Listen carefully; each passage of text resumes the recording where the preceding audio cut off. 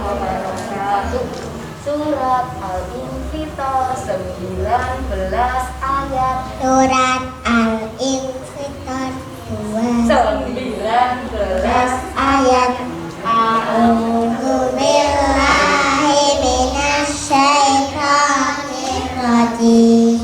Bismillahirrahmanirrahim. As-samaa'u fatarat wa idal kawakibu intasarat wa idal biharu fujirat wa idal quburu bu'thirat alimat nafsum ma qaddamat wa akharat. Ya ayyuhal insanu ma gharraka bi rabbikal karim alladzi khalaqaka fasawwaka fa'adalak fi ayyi suratin ma syaa rakkabak alla bal tukadzibuna biddin wa inna alaikum lahafizin kiraman katibin ya'lamuna ma taf'alun. Innal abrara lafi na'im wa innal fujjara lafi jahim yaslaunaha yaumaddin wa ma adraka ma yaumaddin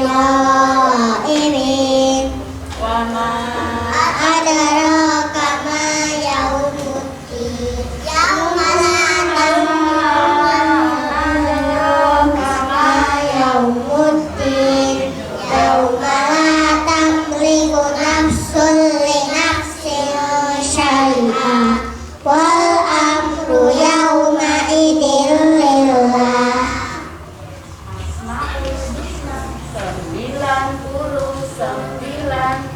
Ar-Rahman Maha Pengasih, Ar-Rahim Maha Penyayang, Al-Malik yang merajai, Al-Qudus Maha Suci, As-Salam pemberi selamat, Al-Mu'min pemberi keamanan, Al-Muhaimin yang memelihara, Al-Aziz Maha Perkasa, Al-Jabbar Maha Gagah, Al-Mutakabbir pemilik kebesaran, Al-Khaliq Maha Pencipta, Al-Bari Maha melepaskan, Al-Musawwir yang membentuk rupa, Al-Ghaffar Maha Pengampun, Al-Qahhar Maha memaksa, Al-Wahhab pemberi karunia,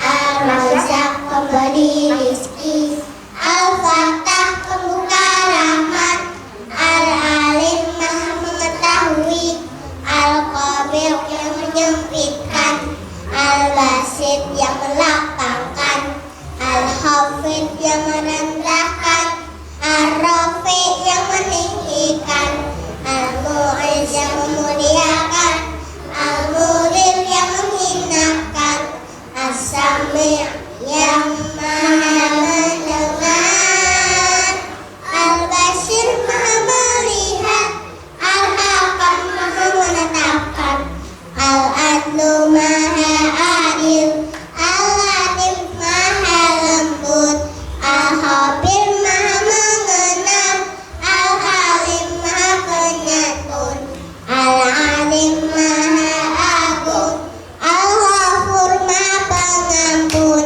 Asyakur maha pembalas budi, Al-Ali maha tinggi, Al-Kabir maha besar, Al-Hafiz yang memelihara, Al-Mukit kembali kecukupan, Al-Hasib kebuat perhitungan, Al-Jalil maha luhur, Al-Karim maha mulia, Ar-Raqib maha mengawasi, Al-Mujib maha mengabulkan, Al-Wasi'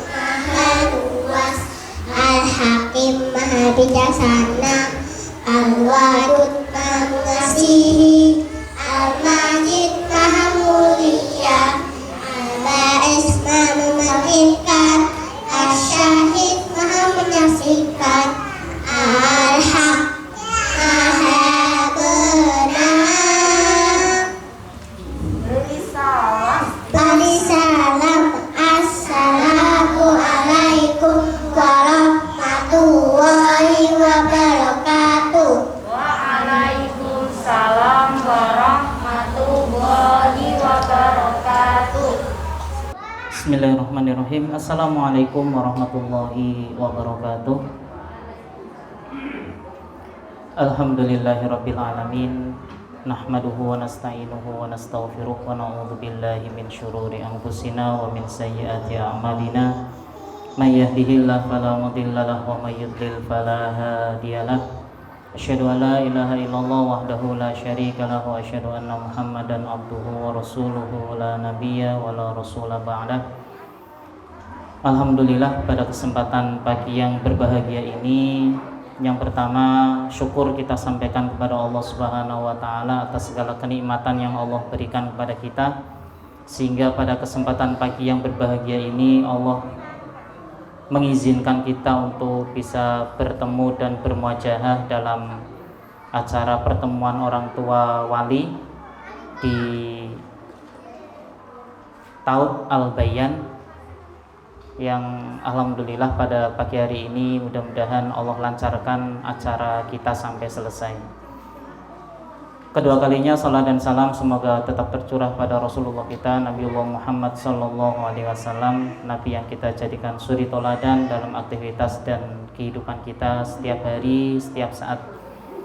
Bapak Ibu dan saudara-saudaraku yang mudah-mudahan Allah senantiasa merahmati kita, izinkan saya yang hari ini ditunjuk sebagai divisi pendidikan dari Yayasan Rumah Tafid Mutiara Hati yang membawai dua divisi ya, yang pertama di Taut Al-Bayan dan yang kedua di Kutab Al-Ayubi. Merasa bersyukur, merasa berbahagia walaupun dengan berbagai macam kekurangan yang ada di tempat kami. Alhamdulillah sampai hari ini bisa dipercaya oleh panjenengan untuk menitipkan putra-putrinya ke tempat kami. Ini sebuah kebahagiaan yang luar biasa pada saat mungkin di lembaga pendidikan yang lain kekurangan murid, dan di tempat kita alhamdulillah malah bisa dikatakan maksimal. Ini sebuah amanah yang sebenarnya itu satu sisi kita berbahagia, tapi satu sisi kita juga menjadi motivasi bagi diri kita bahwa ini semuanya adalah amanah dari Allah yang menjadi tanggung jawab yang cukup berat bagi kami, khususnya di divisi pendidikan termasuk juga di Taut Al-Bayan, untuk bisa mendidik putra-putri panjenengan menuju yang memang diinginkan. Sehingga kami pun berharap kerjasamanya dengan Bapak Ibu semuanya sebagai wali murid di Taut Al-Bayan ini untuk bisa bekerja sama dengan kami di Taut Al-Bayan. Dan walaupun hari ini kita dalam kondisi yang cukup lumayan memprihatinkan ya, dalam posisi tempatnya yang mungkin belum layak untuk dijadikan sebagai tempat pembelajaran, tapi kami berharap insya Allah kita juga berikhtiar dari yayasan untuk bisa memberikan tempat yang terbaik bagi putra-putri panjenengan, yang insya Allah hari ini pun kita masih berikhtiar untuk pembangunan tempat pendidikan yang layak, yang hari ini masih dalam proses di tanah wakaf kita, Islamic Center Yayasan Rumah Tafid Mutiara Hati, yang masih dalam tahap pembangunan tahap awal. Sehingga doa dan dukungan dari panjenengan semuanya, baik dana, tenaga maupun pikiran, bisa diberikan kepada kami untuk bisa menyelesaikan target-target kita khususnya di pembangunan, sehingga tempat yang layak untuk putra-putri kita semuanya itu bisa segera terlaksana. Dan kami juga sekali lagi mohon maaf apabila ada beberapa kesalahan, kekhilafan, kekurangan yang ada dalam lembaga kami, karena memang kami baru berdiri hanya beberapa tahun ini ya, baru beberapa tahun ini, sehingga masih banyak kekurangan yang kita miliki, sehingga bantuan dari panjenengan, masukan, kritik, saran pun insya Allah kita akan berterima kasih demi kebaikan dan kemajuan lembaga kita insya Allah. Saya kira itu sambutan dari kami selaku divisi pendidikan dari Rumah Tafid Mutiara Hati. Mudah-mudahan dari sambutan ini memberi sedikit informasi bahwa insya Allah kita berkeinginan untuk bisa memberikan yang terbaik untuk putra putri panjenengan, baik secara sarana dan prasarana pendidikan, insyaallah. Dari kami cukup, terima kasih. Kurang lebihnya mohon maaf. Walafu minkum, ihdinas siratal mustaqim. Assalamualaikum warahmatullahi wabarakatuh.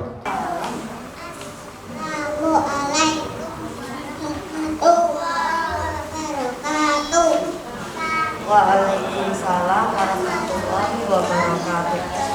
Ayah bunda, ini karena tadi Mbak Kania terlambat, jadi tidak ikut tampil di awal, padahal sudah ikut latihan. Jadi ini dadaan. Langsung saja Hafid mau mengetes salah satu hadis, karena anak-anak juga setiap hari diajarkan hadis. Coba ya Mbak Nia ya, jawab ya. Hadis jangan marah. Jangan marah bagimu musuhkan. Alhamdulillah, meskipun dadaan sudah bisa ya Uma, ibu-ibu. Ya boleh, silakan duduk lagi.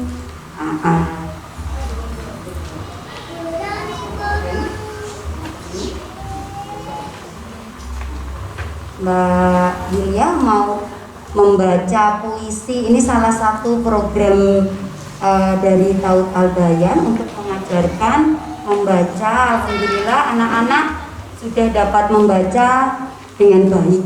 Ya, ini salah satu contohnya adalah kami tampilkan di sini Mbak Yulia untuk membaca puisi. Silahkan Mbak Yulia. Aku sayang ayah ibu. Kalaku gembira kau memelukku. Kalaku sendiri kau menghiburku. Ayah, kalaku sendiri kau menemaniku, bermain-main bersamaku. Kala ku sakit, ayah ibu merawatku, penuh kasih dan sayang. Aku berjanji sungguh-sungguh menghafal Al-Qur'anmu, Al-Qur'an kita, dan aku berjanji belajar mengaji agar Allah kumpulkan kita di surga. Assalamualaikum warahmatullahi wabarakatuh. Warahmatullahi wabarakatuh. Iya, alhamdulillah ya Mbak Hilya sudah berani membaca di depan ayah bunda semua. Ya, dilanjutkan sambutan selanjutnya yang akan disampaikan oleh Kepala Taut Al-Bayan kepada Uma Nur Fitrahiyah. Kami persilahkan. Bismillahirrahmanirrahim. Assalamualaikum warahmatullahi wabarakatuh.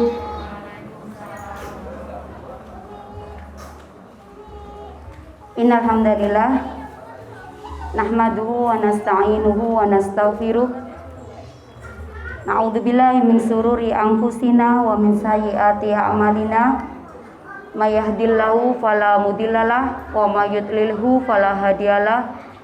Rabbi shrah li sadri wa yassir li amri wahlul 'uqdatam min lisani yafqahu qawli waj'al li waziran min ahli. Amma ba'd.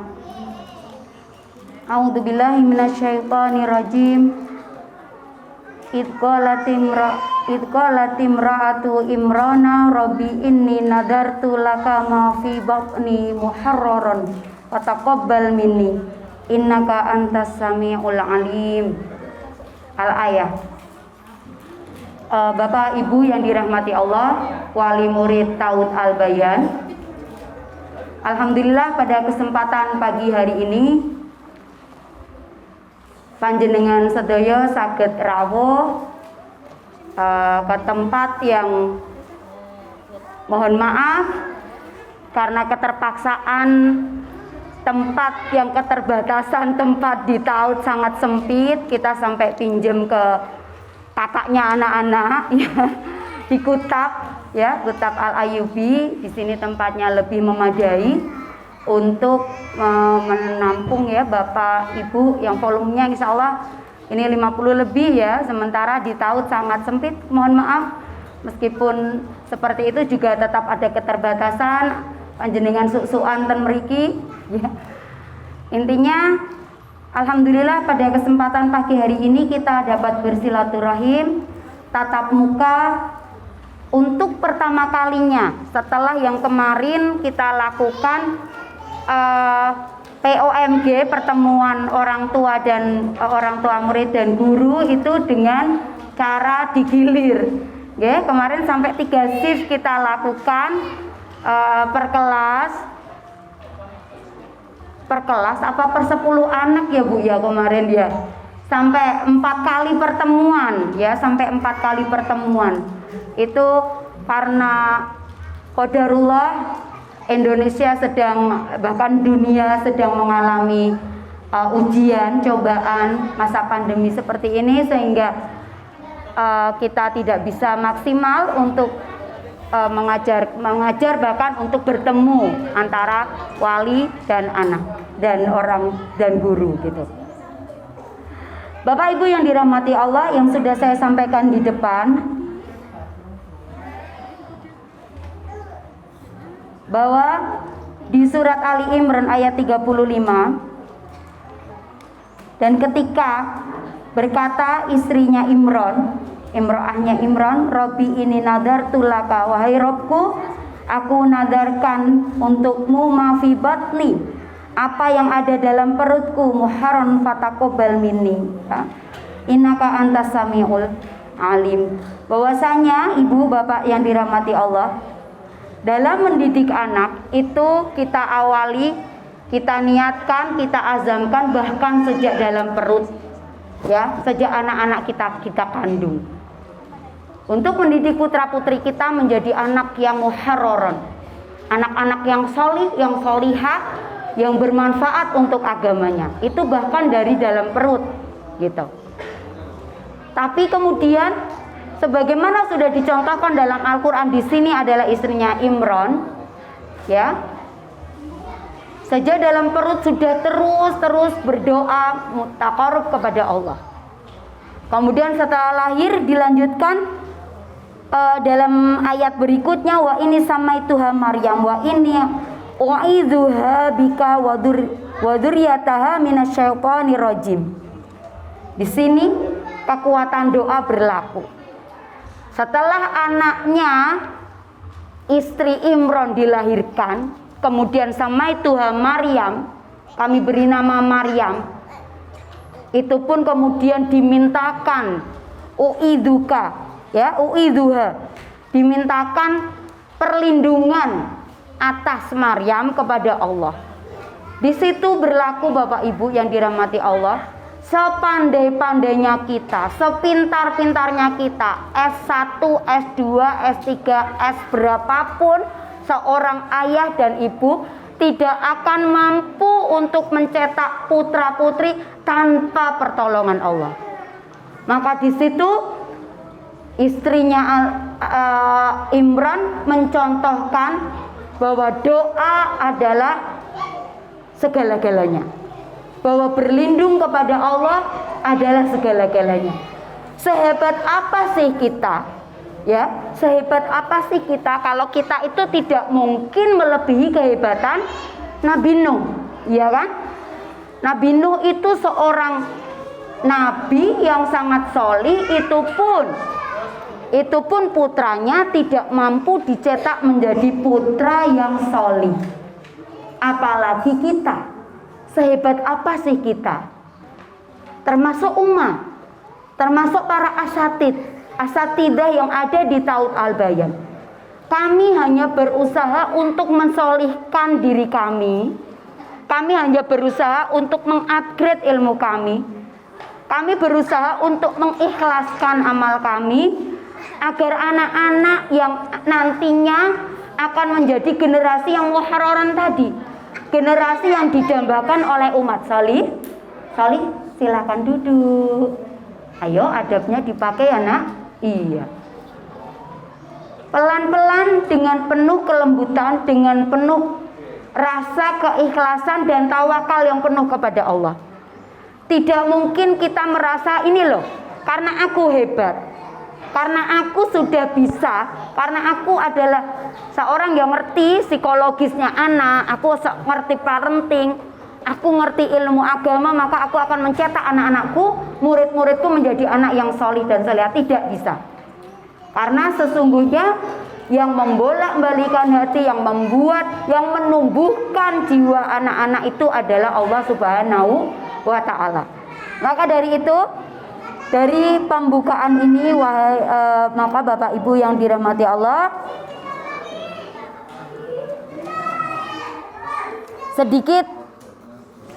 sedikit kami laporkan pencapaian apa yang sudah kami usahakan, Bapak Ibu usahakan selama ini. Kenapa kami menyampaikan pembukaan tersebut di depan? Karena kerjasama kita, Bapak Ibu yang dirahmati Allah, itu sangat diperlukan, sangat harus gimana ya? Caranya orang berpegangan itu harus berpegangan dengan erat antara orang tua dan guru. Tanpa ibu-ibu dan bapak-bapak kami bukan apa-apa, karena kami hanya mempunyai sedikit waktu untuk merengkuh putra-putri ibu bapak sekalian. Berapa jam mereka ada di samping kami, sementara lebih lama panjenengan. Maka kami mohon kerjasamanya, termasuk dalam menjaga adabnya. Nggih? Anak-anak jangan terlalu dimanjakan, jangan terlalu dituruti, nuwun sewu, terutama pada HP. Ya, karena nanti takut timbangannya rame timbangannya rewel, kemudian dikasih HP, itu sangat-sangat tidak mendidik. Kadang-kadang kita perlu keras tapi bukan galak. Kadang-kadang kita perlu tegas tetapi bukan membentak, seperti itu. Maka dalam masa pandemi ini, seperti yang ibu bapak ketahui, anak-anak pada bulan Juli kita masukkan. Juli, Agustus itu rollingnya 3 hari sekali, karena per kelas, per kelas anak Al-Kafi, kelas Lukman, kemudian kelas Al-Qolam. Itu rotasinya 3 hari sekali mereka bertemu dengan dengan teman-teman di sekolah. Panjenengan bayangkan untuk waktu sesedikit itu apa yang sudah didapatkan oleh anak-anak gitu, Tetapi alhamdulillah, biidnillah, sampai hari ini ibu bapak yang dirahmati Allah, anak-anak panjenengan yang kelas baru itu sudah pencapaiannya 9 surat sudah mereka hafalkan secara klasikal. Jadi secara kelas mereka mendapatkan itu, tetapi secara personal anak-anak pencapaiannya tentu berbeda-beda. Nuwun sewu, akan sangat berbeda ketika anak-anak di murojaah di rumah atau tidak, itu sangat kelihatan. Ini yang didapatkan Al-Fatihah, An-Nas, kemudian Al-Falaq, Al-Ikhlas, Al-Lahab, An-Nasr, Al-Kafirun, Al-Kausar, dan Al-Ma'un. Ya, anak-anak sudah bisa itu. Meskipun mungkin ada yang lambat, ada yang lancar, ada yang tajwidnya bagus, ada yang harus dipancing-pancing, tapi mereka sudah mendapatkan bekal itu di sekolah. Kayak gitu.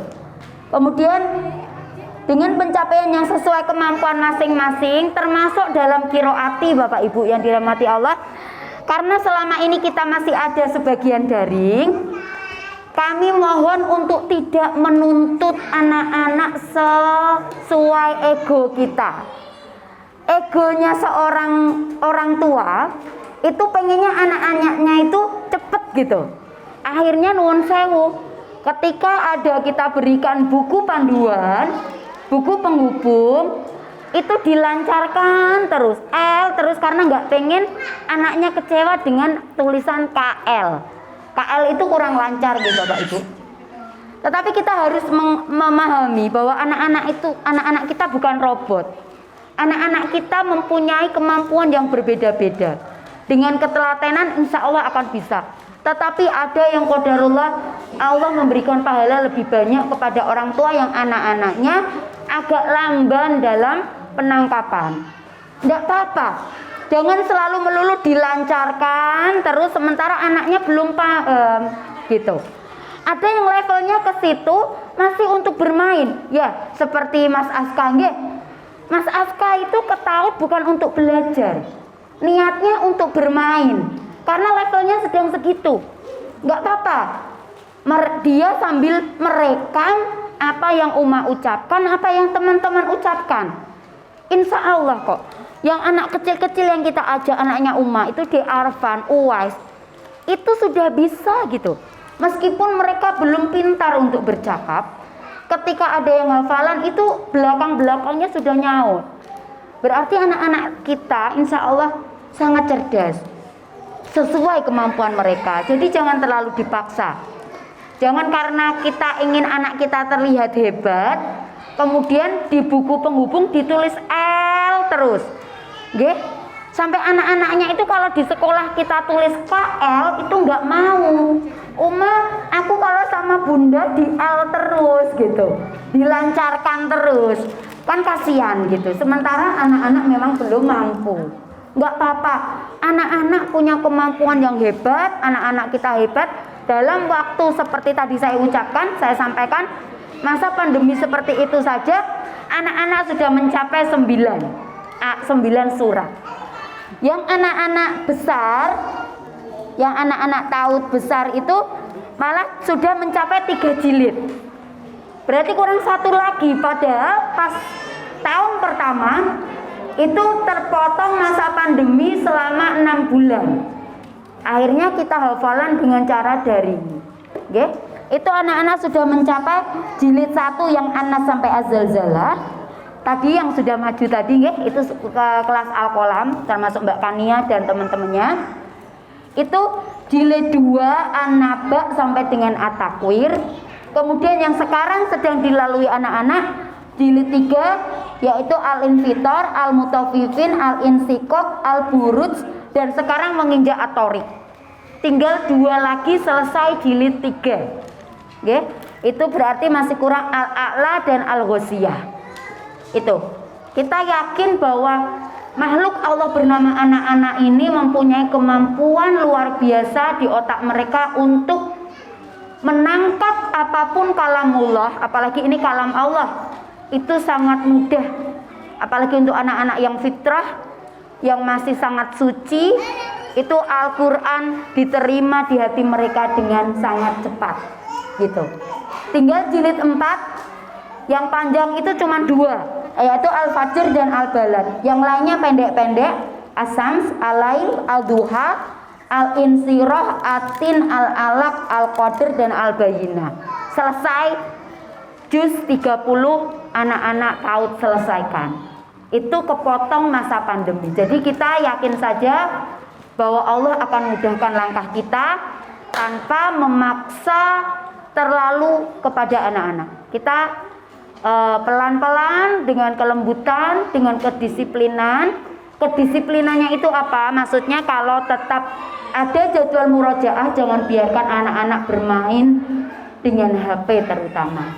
Itu sangat, maaf, saya sampai heran anak-anak bahkan bisa menyanyikan, saya yang nggak tahu, lagu Mamah Muda. Itu tuh TikTok ya Bu, lagu TikTok itu Mama Muda, Mama Muda. Saya sampai anak-anak, ada malaikat yang mencatat sampai saya gituin. Masya Allah ya, anak-anak sekecil itu apa saja dapat mereka telan mentah-mentah ya Ibu.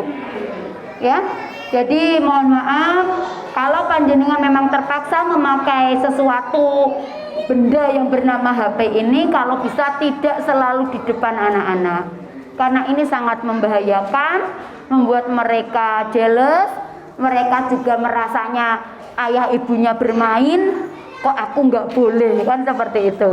Okay? Ini tadi pencapaian yang sudah dicapai anak-anak TAUD Al-Bayan sudah saya sampaikan.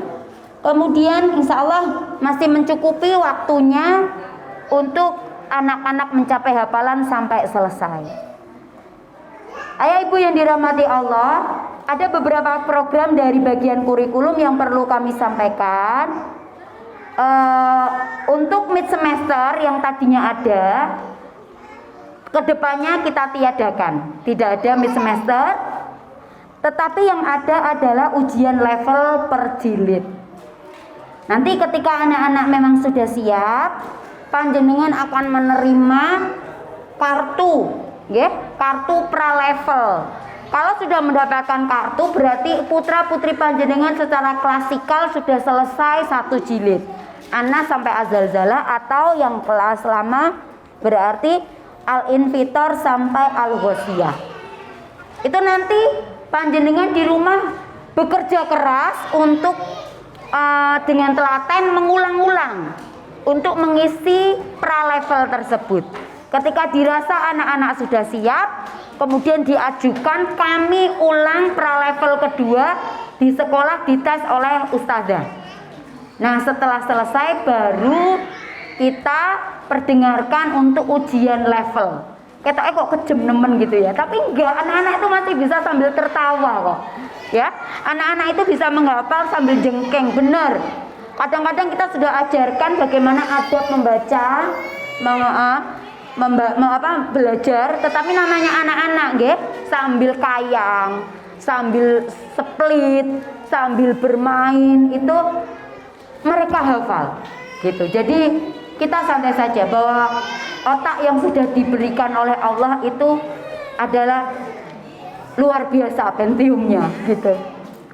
Kemudian jadi yang mid semester nanti kita ganti menjadi level, ujian level. Insya Allah, Allah menjaga anak-anak, Allah menjaga Al-Quran kita, Allah menjaga kita sebagai keluarga Quran. Insya Allah sehat, gitu.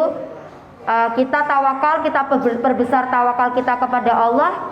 Juga kita ikhtiar, jangan berikan es tapi berikan air madu, umpamanya seperti itu. Jangan berikan ciki, berikan korma, berikan susu, berikan sayur, buah-buahan. Ini ikhtiar kita. Kita takut anak-anak kita umpetin di dalam rumah ketika waktu belajar. Kita berikan HP, malah otak mereka tidak sehat, jiwa mereka tidak sehat, Bapak Ibu, gitu ya. Jadi kita ingin anak-anak kita sehat jiwa dan raga. Monggo panjenengan lebih tahu dari saya bagaimana menjaga isi perut anak-anak agar keluarga kita menjadi anak-anak yang kuat fisik juga mentalnya.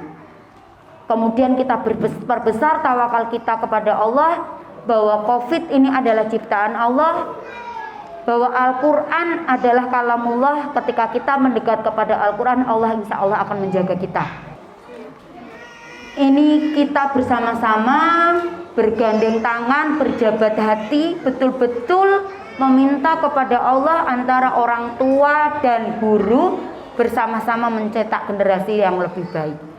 Sepertinya tidak bijaksana kalau saya terlalu panjang. Masih ada mauidhah dari Bapak Ketua Yayasan Rumah Tahfidz Mutiara Hati. Saya cukupkan. Astaghfirullahu li wa lakum. Billahi taufiq wal hidayah. Wassalamualaikum warahmatullahi wabarakatuh. Assalamualaikum warahmatullahi wabarakatuh. Innal hamdalillah nahmaduhu wa nasta'inuhu wa nastaghfiruh wa na'udzu billahi min shururi anfusina wa sayyiati a'malina. May yahdihillahu fala mudilla lahu wa may yudlilhu fala hadiya lahu. Asyhadu an la ilaha illallah wahdahu la syarika lahu wa asyhadu anna Muhammadan abduhu wa rasuluh la nabiyya wa la rasula ba'dah. Rabbi shrah li sadri wa yassir li amri wahlul 'uqdatam min lisani yafqahu qawli wa ba'du. Wa ya ayyuhal hadirin usikum ya nafsi wa taqwallahi faqad fazal muttaqun. Kama qala Allah Ta'ala ya ayyuhalladzina amanu taqullaha haqqa tuqatih wa la tamutunna illa wa antum muslimun. Wa ba'du. Alhamdulillah, kembali kita panjatkan puji syukur kepada Allah Subhanahu wa taala bi ni'matihi tatimmus shalihat, atas segala kesempurnaan nikmat yang diberikan oleh Allah Subhanahu wa taala. Kita mampu melaksanakan amal-amal solih ya. Dan kita patut bersyukur kepada Allah Subhanahu wa taala di kesempatan yang cerah ini kita diberi anugerah yang luar biasa dengan ditetapkan iman Islam di dalam dada kita, diberi kesempatan, kesehatan, kemampuan, kemudahan untuk bisa bermajelis bersama. Yang mana kegiatan seperti ini di sekolah-sekolah umum pada kebiasaannya ya, kepada keumumannya mereka tidak mampu menjalankan, bahkan menjadi kegiatan yang membosankan. Tapi di dalam kurikulum kita, program-program di pendidikan kita, hal semacam ini menjadi sebuah kebutuhan untuk sinkronisasi antara pengajar dan wali murid, sehingga ke depan bisa terjalin keharmonisan antara ya pengajar dan wali santri untuk bisa mengarahkan putra-putri kita bersama menuju kepada tujuan atau target-target yang memang kita sudah targetkan. Sehingga maaf ya, walaupun ini sifatnya balas dendam karena yang pertama dulu nggak terlaksana ya, di awal-awal ada beberapa kendala sehingga dilaksanakan mandiri sampai dibagi menjadi 2 bagian ya. Maka pada kesempatan kali ini kita patut bersyukur pada Allah sekali lagi atas kesempatan yang diberikan kepada kita untuk bisa menjalankan program POMG, dan ini adalah kebutuhan kita bersama. Tak lupa salawat serta salam kita sanjungkan kepada Nabi Agung Muhammad SAW, para istri, keluarga, sahabat, sampai kepada pengikut beliau hingga akhir zaman. Pada kesempatan hari ini kami akan menyampaikan beberapa mauidhah ya, kalau bisa dibilang seperti itu, terkhusus bagi diri saya sendiri dan diumumkan kepada antum sekalian tentang capaian kita yang menjadi target utama, yaitu keinginan besar kita menjadikan putra putri kita qurratu ainin li walakum, anak-anak yang ketika kita pandang itu bisa menjadikan teduh hati kita, menjadikan sejuk pandangan kita, menjadikan nyaman dan tentram seluruh ya keluarga yang membersamai mereka. Maka kita patut mengupayakan hal demikian dengan bekerja keras. Tidak mungkin seseorang yang hanya berpangku tangan, duduk di kursi goyangnya, lalu bermimpi mendapatkan anugerah anak solih, anak solihah yang bisa membanggakan bagi kedua orang tuanya di dunia, di akhirat, bagi agamanya, bagi surganya. Ini adalah suatu yang mustahil. Maka kita patut canangkan sejak awal, mulai dari tadi yang disampaikan Ibu Kepala Ta'ud ya, tentang azam atau keinginan orang tua untuk menjadikan putra putri mereka solih solihah semenjak berada di dalam kandungan. Bahkan lebih ekstrim lagi ya, di dalam pendidikan Islam, persiapan untuk pencanangan target itu sebetulnya dicanangkan sebelum kita menikah. Kita harus seperti apa, memilih pasangannya seperti apa juga, lalu tindakannya bagaimana. Ini kalau kita belajar babul firos, babul nikah itu kan pas walimatul arus saja gitu ya. Itu didengar dalam kondisi tidak memperhatikan ya, sambil selfie, foto sana, foto sini. Yang menyampaikan ngotot, yang diberi penjelasan dan keterangan tidak memperhatikan.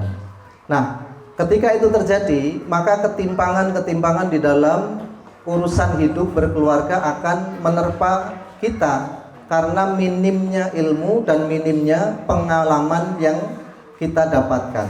Sehingga perlu kita sampaikan di sini, kita sudah dikaruniai oleh Allah Subhanahu wa taala sampai detik ini anak-anak yang kita banggakan. Anak-anak yang akan menjadi hujah kita di hadapan Allah Subhanahu wa taala. Maka saya akan menyampaikan bagaimana atau kenapa ya kita harus memiliki anak yang solih, solihah. Urgensinya apa? Kenapa kita ngotot menjadikan anak-anak kita solih dan solihah? Karena nun sewu Bapak Ibu sekalian, ternyata di dalam Al-Quran Allah membagi tipikal anak itu menjadi beberapa macam tipe atau model. Pasti di antara kita akan memiliki satu prototip tipe yang menjadi pemilik kita, yang menjadi anugerah bagi kita, dan kita harus siap menghadapinya. Karena kalau sudah menjadi anugerah, itu bukan pilihan. Kan kita nggak pernah kan ngajukan proposal kepada Allah, ya Allah saya minta anak yang seperti ini, kondisinya seperti ini dan seperti ini. Nggak mungkin. Itu pun kalau kita ajukan proposal dengan doa, Allah memberi sebagaimana yang sudah ditakdirkan kepada kita. Maka di dalam Al-Quran ada beberapa tipe anak yang tersebut di dalam beberapa ayat. Yang pertama adalah anak sebagai perhiasan. Ya, terkandung di dalam surat Ali Imran ayat yang ke-14.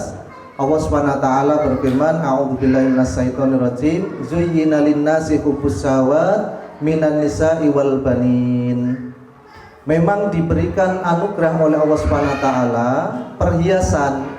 Apa perhiasan itu? Mencintai atau kecenderungan seseorang kepada wanita dan banin, anak-anak laki-laki. Dalam tanda kutip, kalau disebut anak laki-laki pasti ada di dalamnya include perempuan.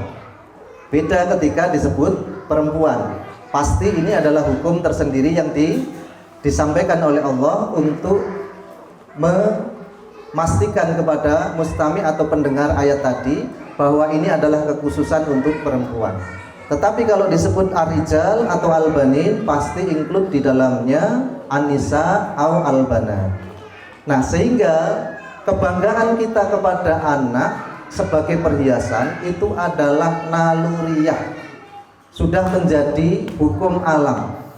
Ya, maka kalau ada orang tua ya yang mengatakan dengan menyanjung, dengan meninggikan, dengan membanggakan anak-anak keturunannya, ya itu sudah sangat wajar.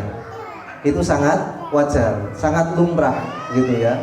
Maka kita pasti sering mendengarkan orang tua yang mengatakan kepada diri kita atau kepada teman bicaranya tentang anak-anak mereka dengan meninggikan posisi anak-anak tersebut dan sampai-sampai gitu ya rela merendahkan dirinya.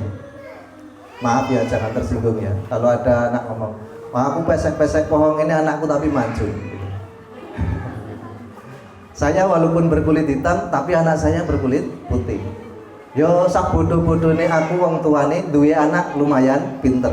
Itu adalah kebanggaan, itu adalah prouding dari hati kita yang mengekspresikan bahwa anak-anak anugerah Allah Subhanahu wa taala tersebut adalah perhiasan yang bisa kita banggakan di depan ya keluarga, handai tolan, sanak dan semuanya yang kita bisa berkomunikasi dengan mereka.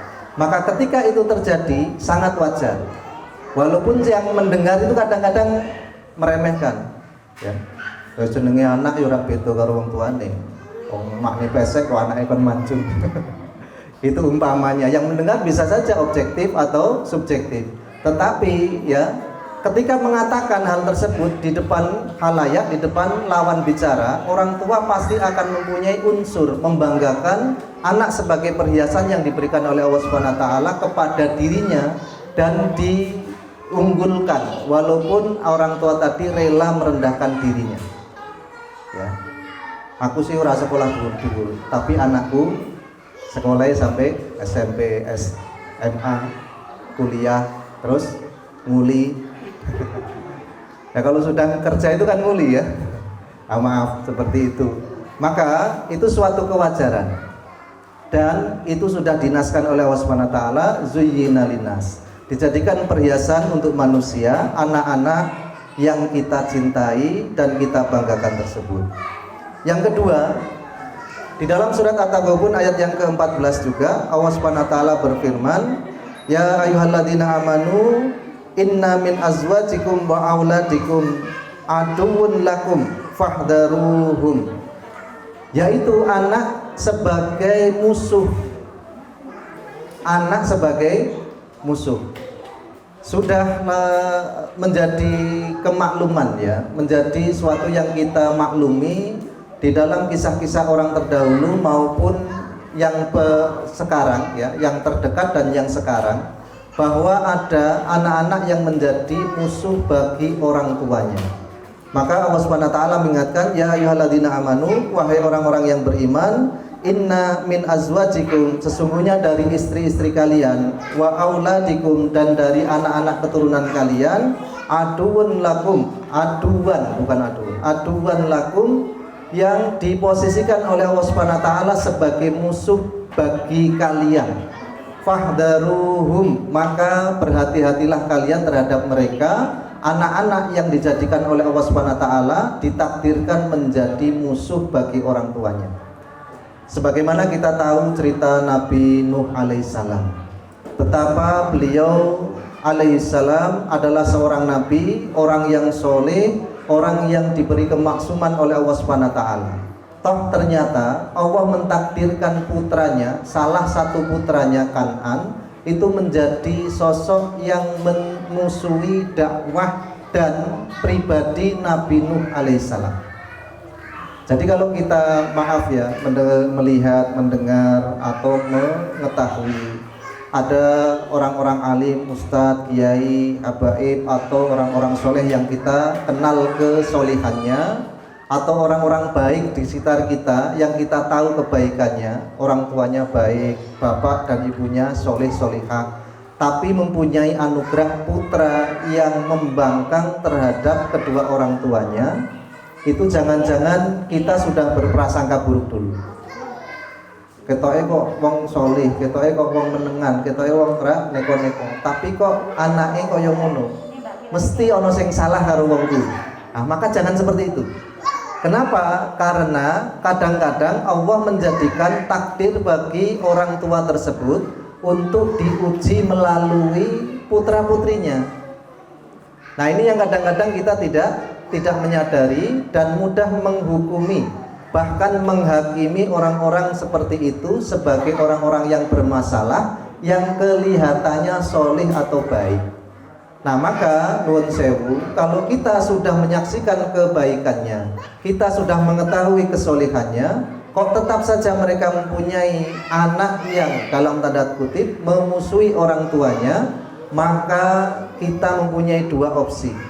Memang betul-betul tidak dipersiapkan untuk menjadi anak yang soleh, atau yang kedua, ditakdirkan oleh Allah Subhanahu wa taala menjadi musuh bagi orang tua tersebut, supaya diketahui oleh Allah tingkat kesabaran dan keridhaan orang tersebut kepada takdir Allah Subhanahu wa taala.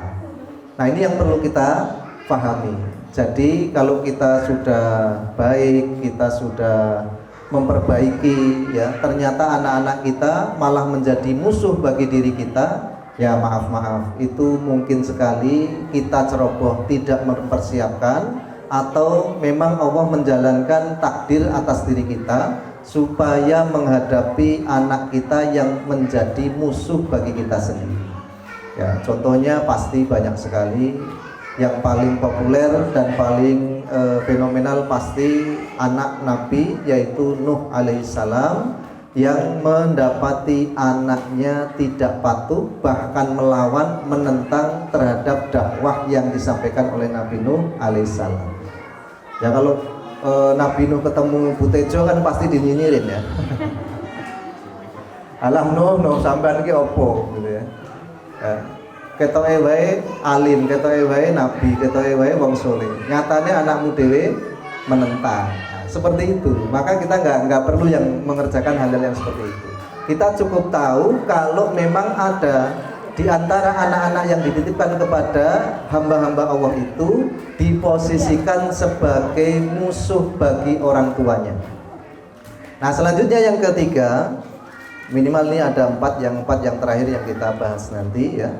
Yang ketiga adalah anak sebagai fitnah. Di dalam kelanjutan surat At-Taghabun tadi ayat yang ke-15, Allah Subhanahu wa taala berfirman, innama amwalakum wa auladakum fitnah wallahu indahu ajrun azim. Ya. Anak sebagai fitnah.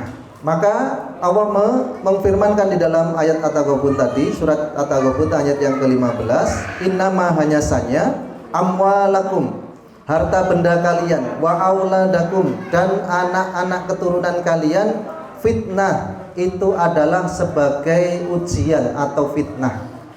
Wallahu indahu ajrun adim, wallahu indahu ajrun adim, dan Allah mempunyai di sisinya pahala yang teramat besar.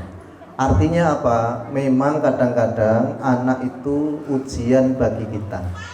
Kita banyak mendapati saudara-saudara, tetangga, orang-orang dekat kita, maaf, bahkan anak kita sendiri mendapatkan kekurangan atau ujian yang kita kadang melihatnya sebagai beban. Autisme, terus apa malih Pak? Kekurangan-kekurangan secara fisik, tidak bisa melihat, tidak punya tangan, tidak punya kaki, atau bahkan maaf ya kurang normal ya di dalam pertumbuhannya. Itu nuwun sewu, memang Allah menghendaki kita bersabar dalam menghadapi anak keturunan kita, dan itu fitnah bagi kita. Jangan sampai mempunyai pikiran, wah mesti nggak meteng mateni cecak kayak anaknya rak di tangan. Nah itu malah tatoyur, malah sirik kita itu. Jangan-jangan gitu semua tadi, ya kan? Wah dulu pas hamil dia melakukan aktivitas yang tidak baik, maka anaknya seperti itu. Enggak juga. Walaupun ada tadi ya, ada keterkaitannya, itu hanya perkara yang kebetulan ngepasi, kebetulan terjadi bersamaan dengan kehamilan seseorang. Yang hakikatnya bayi yang dikandung oleh seorang wanita di dalam janinnya, di dalam rahimnya adalah sudah ditakdirkan oleh Allah Subhanahu wa taala 50.000 tahun sebelum penciptaan alam semesta. Jadi mau lahir baik, mau lahir cacat, mau pertumbuhannya tidak baik, mau pertumbuhannya baik, itu sudah ditakdirkan oleh Allah Subhanahu wa taala. Karena yang seperti itu adalah fitnah bagi orang tuanya.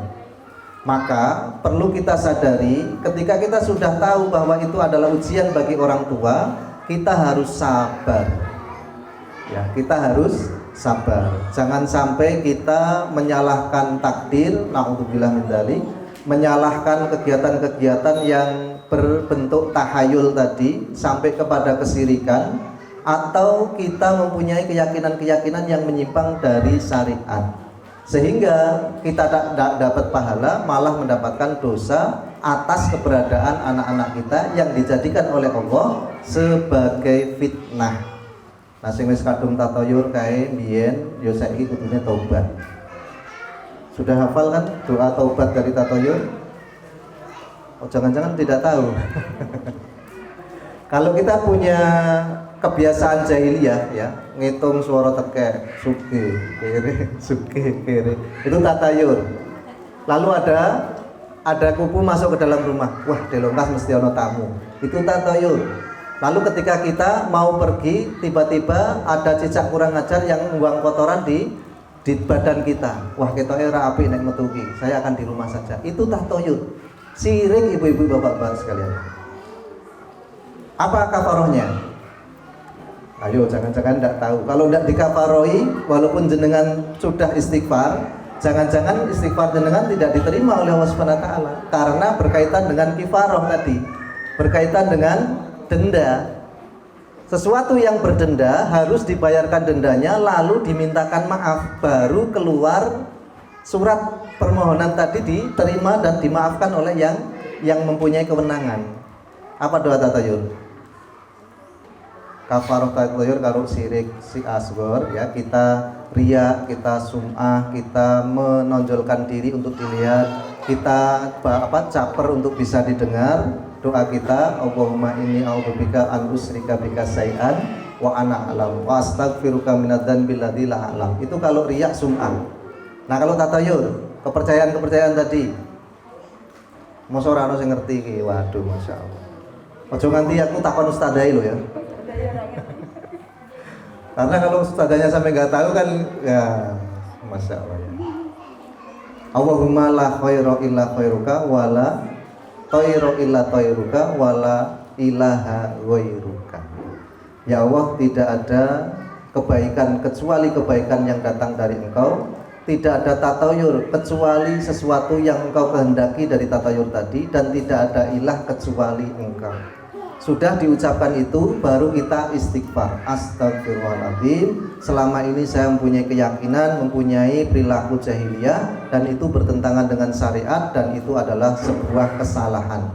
Maka ampunilah aku ya Allah. Seperti itu. Nah, ini perlu kita ketahui bersama. Maka ketika diuji dengan diulangi doanya. Oke.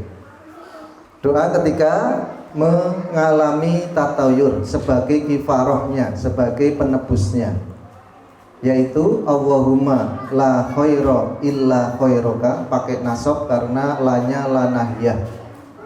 La khaira illa khairuka, wala tayra illa tayruka, wala ilaha ghairuka.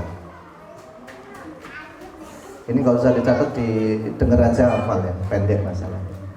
Dengar hafal tapi keluar dari sini lupa, kan biasanya seperti itu ya. Itu kalau orang tua kan gitu ya. Jadi kalau anak-anak itu bagaikan mengukir di atas batu, tapi kalau orang tua bagaikan mengukir di atas air. Ya langsung bisa, langsung paham, tapi ketika sudah usai langsung lupa. Beda dengan anak-anak, mungkin jelek, mungkin enggak rapi, mungkin nggak bisa, tetapi sekali bisa akan diingat sepanjang masa. Nah, itu bedanya anak-anak dengan orang tua. Nah, biasanya yang kita ingat terus sepanjang masa itu adalah keburukan orang lain yang menimpa diri kita. Ya kan? Sekali tadi ya, diomongin gak enak, itu ingatnya sampai di bawah tua. Bahkan cari teman untuk belani, Mbak ya, Ibu sekalian ya. Untuk belani menjadi timnas kita memusuhi orang tadi. Nah, itu Masya Allah. Nah, itu kekeliruan yang harus kita perbaiki. Maka ketika kita mendapati anak-anak kita yang ditakdirkan oleh Allah Subhanahu wa taala sebagai fitnah bagi kita, sabarlah. Lakukan dengan tekun, ikhtiar dengan sabar, minta pertolongan kepada Allah. Insya Allah dengan dianugerahi anak-anak yang seperti itu, pahala terus mengalir, kesalahan diampuni, dan kita mendapatkan anugerah yang tidak dimiliki orang lain, yaitu syafaat nanti salah satunya, syafaat dari anak-anak kita. Ada sebuah kisah ini ya. Ini ada sebuah kisah untuk ibrah saja bagi kita.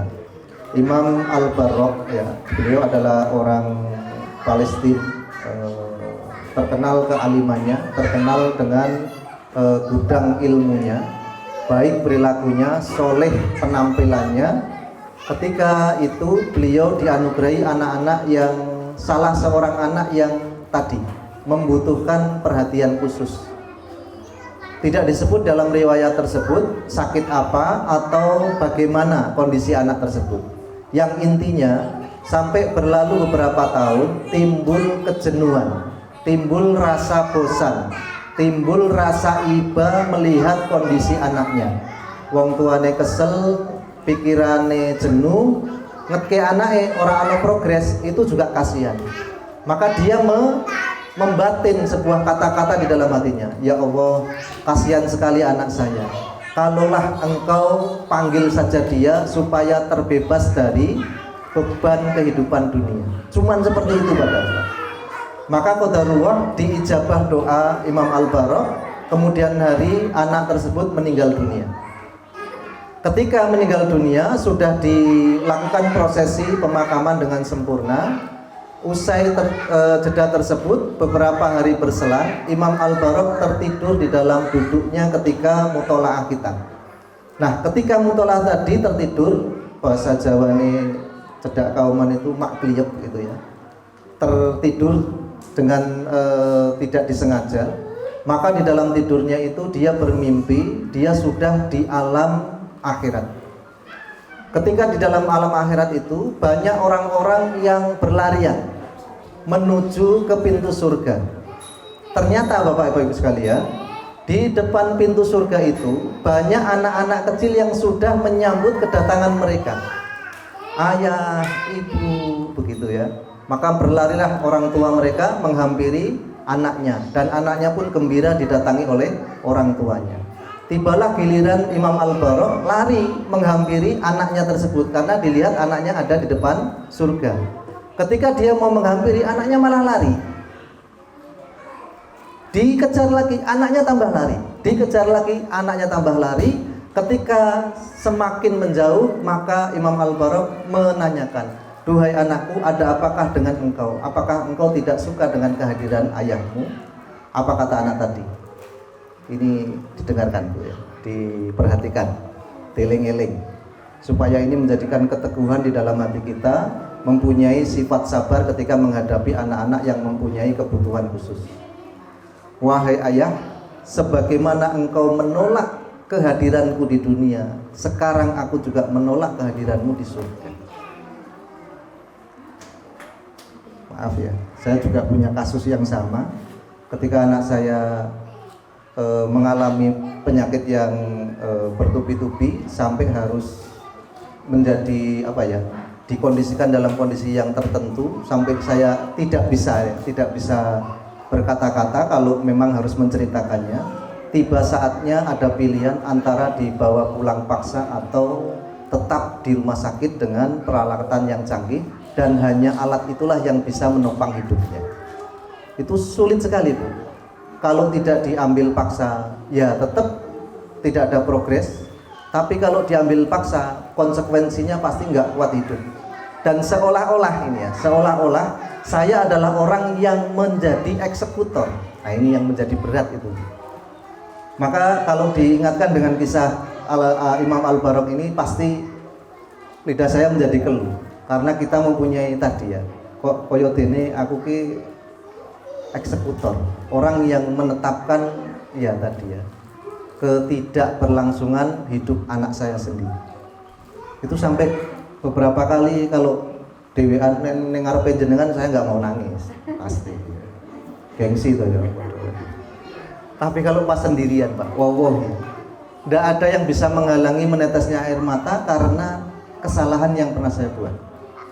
Padahal itu kalau dipikir, kalau dinalar, ya sudah prosesinya rasional gitu. Karena kalau diteruskan nggak mungkin ada progres, kalau diputus ya pasti dia tidak kuat. Tinggal menunggu pilihan. Dan yang memilih harus orang tuanya, karena rumah sakit tidak mau mempunyai tanggungan. Nah ketika itu terjadi, wallahi itu adalah beban terberat hidup saya. Ini terbawa sudah berapa tahun, sampai punya adik, sampai punya adik lagi, dan terus teringat di kepala saya. Dan ini pan sholat etok-etok nangis gitu ya. Kelingan sing koyong ini langsung nangis. Tapi gunanya apa etok-etok tadi? Pura-pura itu gunanya untuk apa? Nah, maka mari kita renungkan ya, bahwasanya memang dari anak-anak kita itu ada yang dijadikan oleh Allah Subhanahu wa taala sebagai fitnah, sebagai ujian bagi orang tuanya.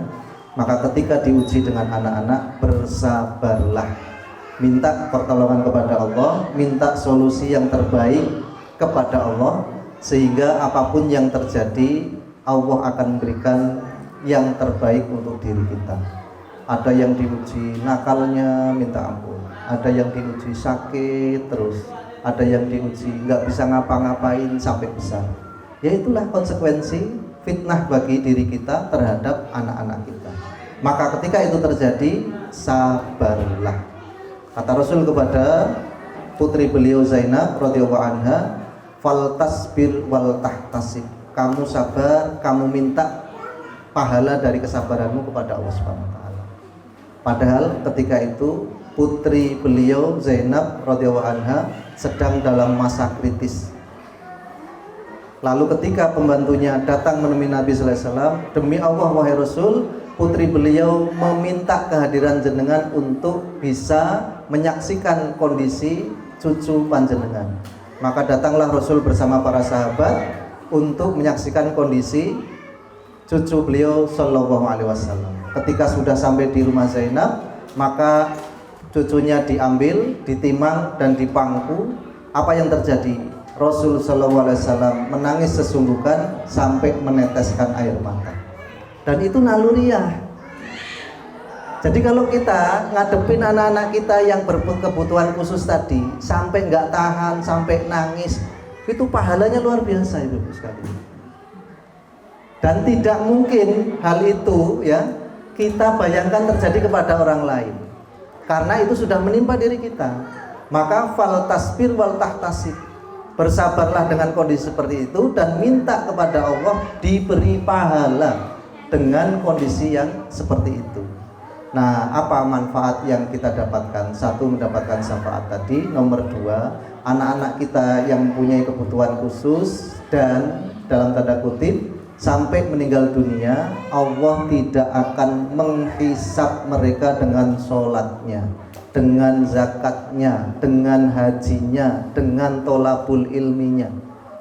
Mereka cuma akan ditanya dengan satu pertanyaan, kenalkah kamu dengan saya? Kata Allah. Maka anak tadi akan segera mengatakan, ya kami kenal dengan engkau ya Allah. Sudah selesai, disuruh masuk surga. Ya, kita memang kasihan di dunia, kita memang iba melihatnya, tetapi itu adalah fadilah tersendiri bagi anak-anak tersebut ketika menghadap di hadapan Allah Subhanahu wa taala. Nah, ini yang terjadi. Maka di dalam kekasihanan ya, tadi dalam perasaan kasihan yang kita miliki, berharaplah kita mendapatkan fadilah dan anak tersebut adalah anak-anak istimewa yang masuk surga bi ghairi hisab. Karena kita pasti orang-orang yang sudah tua melampaui masa umur yang panjang ini akan dihisab. Nah, itu suatu yang memberatkan kita. Nah, itulah ya anak yang ketiga, anak sebagai fitnah bagi orang tuanya.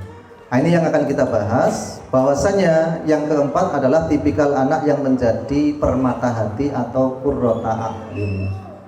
Terdapat di dalam surat Al-Furqan ayat yang ke-74, Allah Subhanahu wa taala berfirman, alladzina yaquluna rabbana hab lana min azwajina wa dzurriyyatina qurrata a'yun waj'alna lil muttaqina imama. Dan anugerahkanlah kepada kami wahai Allah Subhanahu wa taala keturunan anak-anak yang ketika kami memandangnya menjadikan sejuk pandangan kami, menjadikan nyaman dan tentram hati kami. Dan jadikanlah kami sebagai imam bagi orang-orang yang beriman. Ini semua akan bisa terjadi kalau kita persiapkan. Nah, ini fungsinya, maaf ya, ini sambil promosi, sambil ngalem awake dhewe. Kenapa kita menyekolahkan anak-anak kita di tahun Al-Bayan? Salah satu motivasi yang menjadikan kita memasukkan putra-putri kita ke TAUD adalah di dalam TAUD itu diajarkan ilmu-ilmu yang akan menjadikan manfaat bagi anak tersebut dan orang tuanya. Karena apa?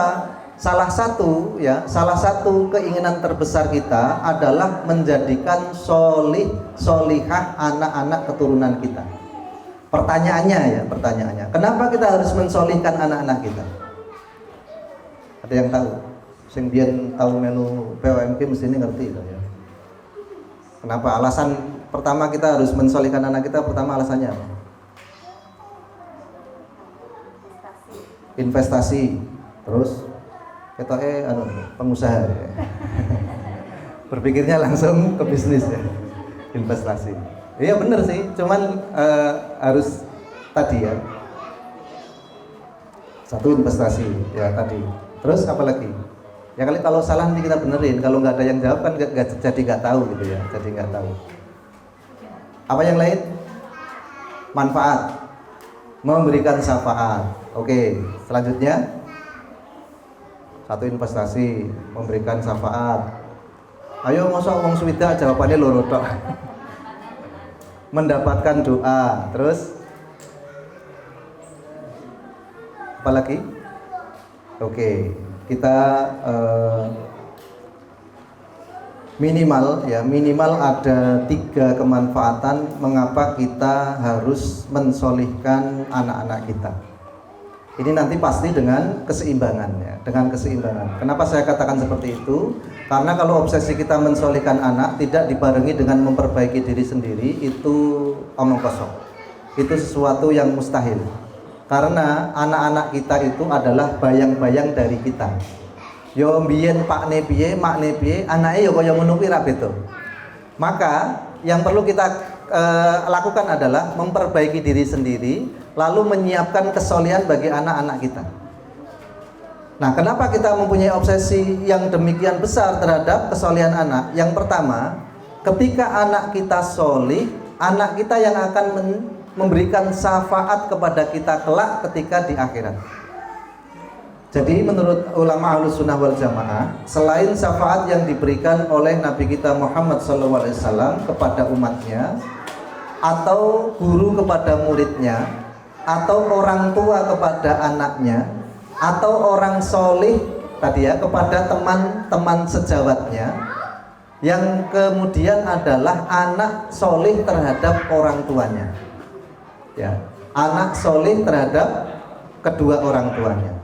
Nah, ini tergambar dari hadis yang diriwayatkan oleh Imam Muslim, bahwasanya nanti di kehidupan akhirat akan dilakukan prosesi pembangkitan dari mahsyar, lalu digiring untuk dikelompokkan di kelompok-kelompok masing-masing beserta imamnya.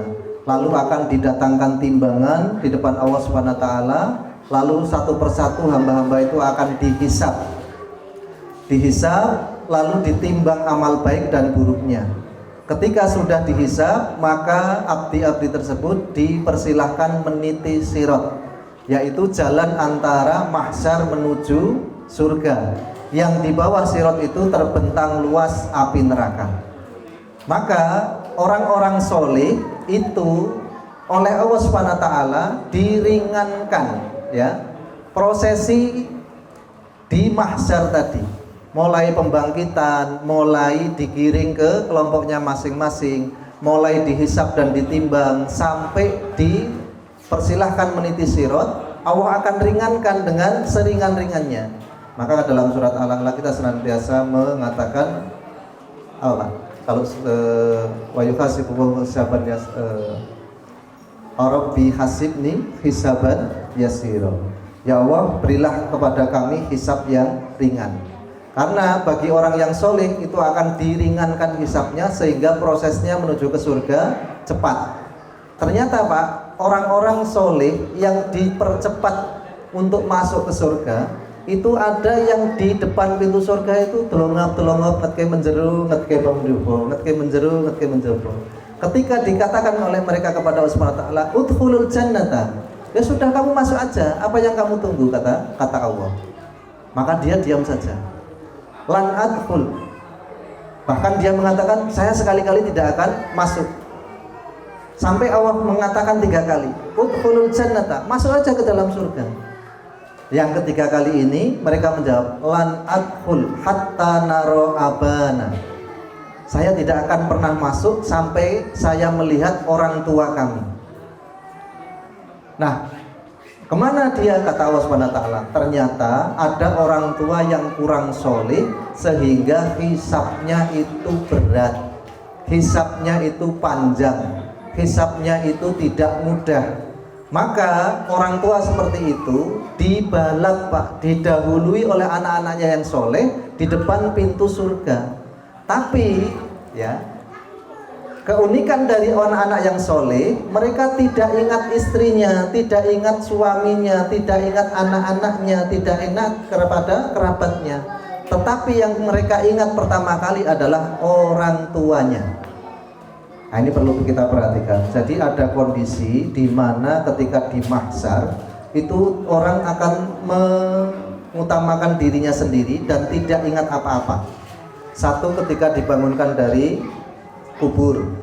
Nomor 2, ketika digiring ke mahsyar. Nomor 3, ketika menanti pengadilan Allah Subhanahu wa taala sampai ada orang yang tergenang dengan keringatnya selutut, sepinggul, sedada sampai tenggelam, ya.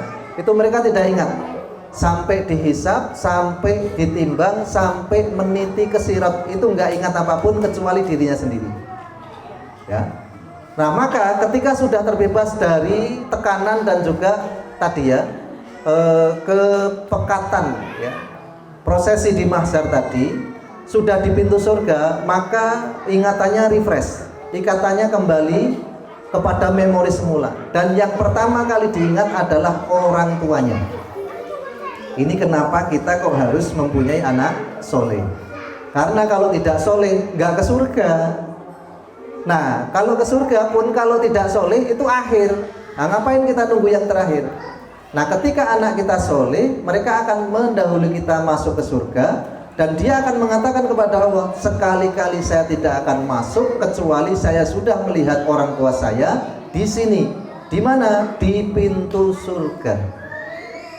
Maka Allah mempercepat hisab mereka, orang-orang tua yang mempunyai anak soleh tadi, dan mendapatkan syafaat dari doa-doa tadi untuk dipermudah dan dicepatkan masuk ke dalam surga.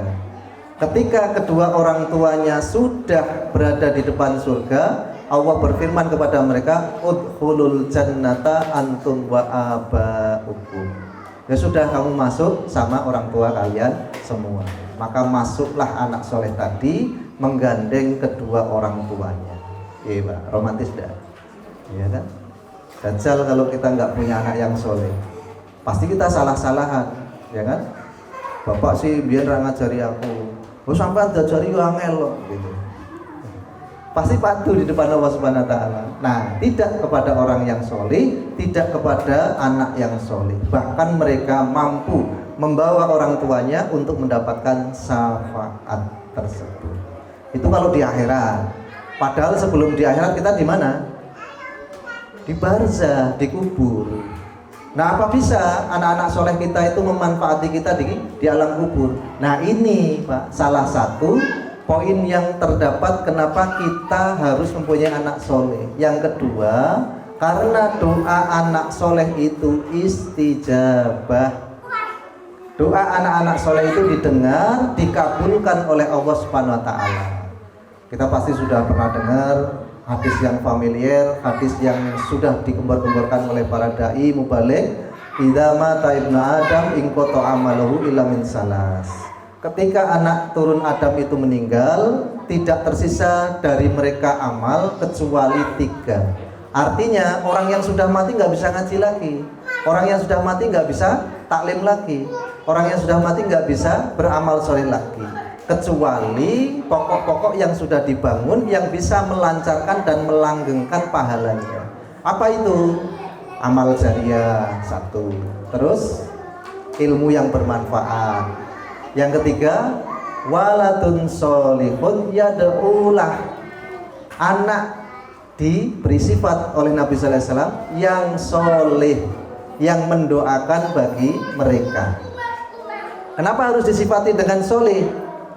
Kok nggak anak aja gitu ya? Kalau anak aja kan kita pasti kebagian, karena anak-anak kita belum tentu soleh. Karena orang yang tidak soleh berdoa untuk dirinya saja itu bermasalah, karena kemaksiatannya, kedurhakaannya, kelalaiannya terhadap syariat itu menghalangi jalannya doa tembus ke atas langit, sebagaimana sinar matahari yang terhalang dengan awan yang kelam. Mbok pada ngosak piro srengenge kuwi nek pas mendung itu tetep peteng. Karena apa? Terhalang awan. Seperti itu juga orang-orang yang bermaksiat kepada Allah, doanya nggak menembus langit. Karena apa? Terhalangi dengan dosa-dosa mereka. Lah bagaimana mungkin orang yang bermaksiat kepada Allah, orang yang lalai akan syariat Allah, orang yang tidak memperhatikan agamanya, berdoa Rabbighfirli wali walidayya warhamhuma kama rabbayani shaghira, lalu dengar Allah, padahal terhalang atas maksiat-maksiatnya. Nah, orang-orang yang soleh bersih, dia tidak bermaksiat, dia minim dengan kemaksiatan, maka tidak ada penghalang antara dirinya dengan Allah Subhanahu wa taala. Ketika dia menengadahkan tangan, mengucapkan Rabbighfirli wali walidayya warhamhuma kama rabbayani shaghira, langsung doa tadi melesat ke langit, datang di hadapan Allah Subhanahu wa taala, spontan Allah akan mengabulkan doa anak-anak tadi. Nah, ketika di barzah itu adalah suatu anugerah dan nikmat yang luar biasa yang tidak bisa didapatkan kecuali melalui doa amal soleh yang dihadiahkan. Nah, ini nanti pembahasan khusus ya. Atau sedekah yang diatasnamakan, jariah yang diatasnamakan, kurban yang diatasnamakan kepada orang-orang yang kita cintai tadi. Ya, nggak mungkin kita ngarep ya Allah Gusti kok suwi menrak tahu rasan lontong opor. Nggak mungkin kalau kita di kuburan. Ya kan? Yang pasti kita harapkan kan kok nggak ada ya dari anak keturunan saya yang mengirim doa. yang menghadiahkan amal, yang perhatian kepada saya sehingga memintakan ampun kepada Allah Subhanahu wa taala. Gitu. Jajal nyerang adil sampean dhisik wis. Ya. Pasti gitu. Karena kalau sudah dikubur, kita sudah nggak bisa ngapa-ngapain. Arwah kita tersiksa kalau kita punya masalah dengan ketaatan kepada Allah. Pun kalau tidak mendapatkan adab kubur, kita pasti akan kecewa ketika melihat anak-anak kita tidak solih. Ini ya salah satu cerita di dalam kitab Ar-Ruh karangan Imam Ibnu Qayyim Al-Jauziyah. Ada satu fragmen ketika orang sudah meninggal dunia dan masuk ke alam barzah. Arwah mereka yang tidak diadab itu setiap hari Jumat sampai Sabtu pagi itu diberi kelonggaran untuk bisa melihat keluarganya. Hadisnya itu melihat sampai memakai sandal ahli keluarganya. Maka ada yang membuat syair ya, saben malam Jumat itu kan ada ya. Nah, itu tidak sahih, tapi yang sahih adalah keterangan dari beberapa ulama yang sikoh bahwasanya waktu yang diberikan oleh Allah Subhanahu wa taala untuk menjadikan arwah itu bisa melihat keluarganya yaitu di atas langit dunia, tepat di atas rumahnya. Maka dia akan bisa melihat, oh si fulan seperti itu, oh si fulan seperti ini. Begitu. Maka ketika melihat ahlinya, keluarganya, anak keturunannya melakukan kesolehan, betul-betul dia nyaman. Ya Allah, istiqomahkanlah dia. Ya Allah, berilah pertolongan dengan maunahmu untuk dia tetap beramal soleh. Seperti itu. Tapi Pak, nek weruh anak turune keluargane bermaksiat, apa ora nangis batin jajal? Sampai dia mengibah kepada Allah, ya Allah, mbok dimaafkan keluarga saya yang seperti itu. Mbok beri pertolongan supaya dia bisa bertaubat dan melakukan amal-amal yang soleh. Jajal Pak, awake dhewe sira iso teko, isone gor weruh. Seperti kita lihat sinetron itu loh. Ya. Kalau ada orang yang mau jahat dari belakang kan kita, awas apa buri, awas. Ya kita nggak bisa ngapa-ngapain. Cuman bisa melihat. Cuman bisa berharap. Nah, itu kenapa kita berobsesi untuk mempunyai anak yang solih. Karena doa dia tembus ke atas langit, langsung diterima oleh Allah, spontan diijabah. Dan itu yang akan memberi manfaat kita ketika di barzah. Ketika kita sudah dibungkus kafan, lalu ditaruh di lahat dan diuruk dengan tanah, ditinggalkan semua pelayan. Itu pengharapan kita. Yang terakhir ya.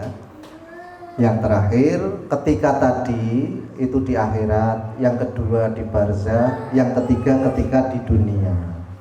Apa yang bisa kita harapkan anak-anak kita yang soleh ketika kita masih hidup?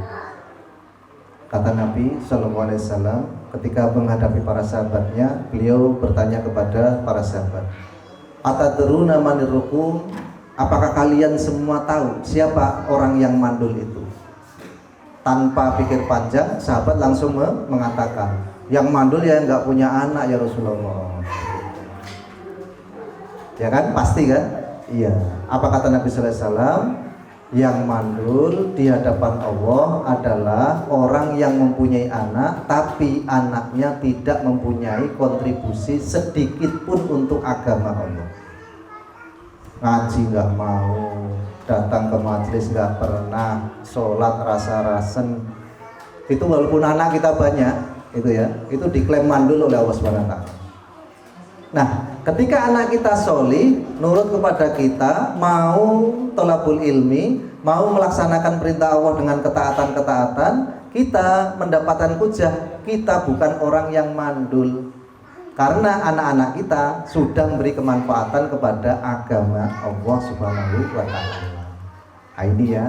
Jadi yang mandul itu bukan yang nggak punya anak. Kalau yang nggak punya anak itu nggak punya keturunan. Dalam tanda kutip, mandulnya cuma sebatas keberlangsungan nasab. Tetapi yang dimaksud oleh Nabi dalam hadis ini adalah anak-anak yang tidak mempunyai kontribusi di dalam pengembangan atau kebaikan agama ini. Kita sudah merasa risih ya, melihat orang-orang di luar, anak-anak yang masih belia, sudah remaja atau bahkan dewasa, naudzubillah, sudah orang tua. itu melakukan kemaksiatan di depan umum dengan tanpa rasa malu, bahkan cenderung bangga. Itu betapa tertekannya hati orang tua ketika di hadapan Allah lalu dikatakan, ya ngapain aja kamu dengan anak-anak, kok nggak ada yang bantu-bantu Islam gitu. Terus kita mau jawab apa? Ya gitulah, nggak mungkin kan. Kita akan malu, kita akan tertekan, kita akan merasa rendah di hadapan Allah karena tidak mencetak, tidak mempersiapkan orang-orang yang mampu mengangkat harkat dan martabat agama Islam di bumi ini. Walaupun ngaji ya, cuman dateng, dengerin, ngantuk, ceklak-cekluk, nanti ketumbuk ya nggak apa-apa. Yang penting tahu teko ngaji. Atau bahkan mau bantu-bantu ya, mengedarkan snack, memberi minuman, aksan. Apalagi yang mau nyatet, mau paham, mau mengamalkan, luar biasa. Nah, maka ini ya Bapak-Bapak Ibu sekalian, 3 keutamaan kenapa kita harus mempunyai anak soleh, karena mereka akan memberi kemanfaatan yang luar biasa di kehidupan kita dunia, di kehidupan kita di barzakh, sampai di kehidupan kita di akhirat. Allahumma musta'an. Semoga Allah Subhanahu wa taala memberikan pertolongan kepada diri kita, juga anak-anak kita dan keturunan kita, supaya dijadikan kita mereka semua orang-orang yang soleh solihah, baik di hadapan Allah, baik di hadapan para makhluk, dan dimasukkan ke dalam surga dan rahmatnya, dan diberi kenikmatan yang terindah, teragung, mampu menatap wajah Allah Subhanahu wa taala secara langsung, insya Allah. Demikian yang bisa saya sampaikan. Aku lu qauli hadza astaghfirullah wa lakum jami'an astaghfirullahaladzim. Mari kita bersama-sama berdoa untuk kebaikan kita semua, ya, keluarga kita, anak-anak keturunan kita. Semoga Allah Subhanahu wa taala istijabah dari takmin atau pengaminan yang kita lakukan, karena pasti di antara kita yang hadir ini ada orang-orang yang dikasihi oleh Allah, orang-orang yang mendapatkan perhatian khusus dari Allah, sehingga amin mereka itu langsung didengar. Mungkin yang berdoa nggak pasti direken sama Allah, tapi yang mengaminkan itu mungkin ya. Ya, maka mari kita berdoa bersama, kita mengharap dengan sangat pertolongan dari Allah Subhanahu wa taala. Semoga diri kita, keluarga kita, anak keturunan kita bersama-sama masuk surga Jannatan Na'im. A'udzubillahi minasyaitonir rajim. Bismillahirrahmanirrahim. Alhamdulillahirabbil alamin arrahmanir rahim maliki yaumiddin iyyaka na'budu wa iyyaka nasta'in ihdinas siratal mustaqim siratal ladzina an'amta 'alaihim ghairil maghdubi 'alaihim waladdallin. Amin. Bismillahirrahmanirrahim. Alhamdulillahirabbil alamin hamdan dzakirin hamdan na'imin hamdan syakirin hamdan yuwafi ni'amahu wa yukafi masidah ya rabbana lakal hamd kama yanbaghi li jalali wajhikal karim wa 'azimi sultan. Allahumma lakal hamd hamdan katsiran thayyiban mubarakan fi mubarakan alaihi kama yuhibbu rabbuna wa yarda. Allahumma shalli wa sallim wa barik ala sayyidina Muhammadin wa ala ali sayyidina Muhammad. Allahumma inna nas'aluka bi anna nashhadu an la ilaha illa antal ahadus samad alladzi lam yalid wa lam yulad wa lam yakul lahu kufuwan ahad. Allahumma ighfir lana wa li abaina wa li ummahatina warhamhum kama rabbawna shighara warhamhum kama rabbawna shighara warhamhum kama rabbawna shighara. Allahumma barik lana fi auladina wahfidhum wa la tadurruhum wa waffiqhum li ta'atik wa waffiqhum li ta'atik wa waffiqhum li ta'atik warzuqna birrahum bi rahmatika ya arhamar rahimin. Rabbana atina fid dunya hasanah wa fil akhirati hasanah wa qina adzabannar. Rabbana zalamna anfusana wa illam taghfir lana wa tarhamna lanakunanna minal khasirin. Rabbana ighfir lana wa li ikhwanina alladziina sabaquna bil iman wa la taj'al fi qulubina ghillan lil ladziina amanu. Rabbana innaka ra'ufur rahim. Allahumma la sahla illa ma ja'altahu sahla wa anta taj'alul hazna idza syi'ta sahla. Allahumma sahhil umurana wa umura jama'atina wa umura muassasatina ya yasan rumah tahfiz ya Allah bi rahmatika ya arhamar rahimin. Allahumma iftah lana abwaaba rahmatik, iftah lana ya Allah ya Fattah ya Fattah ya Fattah. Allahumma a'izzal Islam wal muslimin wa ahlikil kafrata wal musyrikin wansurna 'alal qaumil kafirin wa la taj'alna tahta aqdamil munafiqina dhalimin bi rahmatika ya arhamar rahimin. Allahumma la tada' lana dhanban illa ghafartah, wa la 'aiban illa satartah, wa la hamman illa farajtah, wa la daynan illa qadaitah, wa la maridan illa syafaitah, wa la hajatan min hawaijid dunya wal akhirah illa qadaitaha wa yassartaha ya Allah bi rahmatika ya arhamar rahimin. Allahumma inna nas'aluka salamatan fid din wa afiyatan fil jasad wa ziyadatan fil ilm wa barakatan fil rizq wa taubatan qabla al maut wa rahmatan indal maut wa maghfiratan ba'dal maut wa najatan minan nar. Allahumma hawwin 'alaina fi sakaratil maut. Allahumma ihtim lana bi husnil khatimah.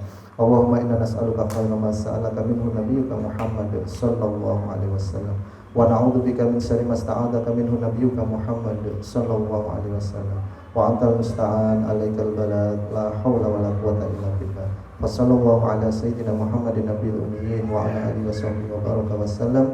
Subhana rabbika rabbil izzati amma yasifun wa salamun alal mursalin. Alhamdulillahi rabbil alamin. Assalamualaikum warahmatullahi wabarakatuh. Ya, saya ucapkan jazakumullah khair atas pendapat panjenengan, juga atas kehadiran panjenengan ke sini.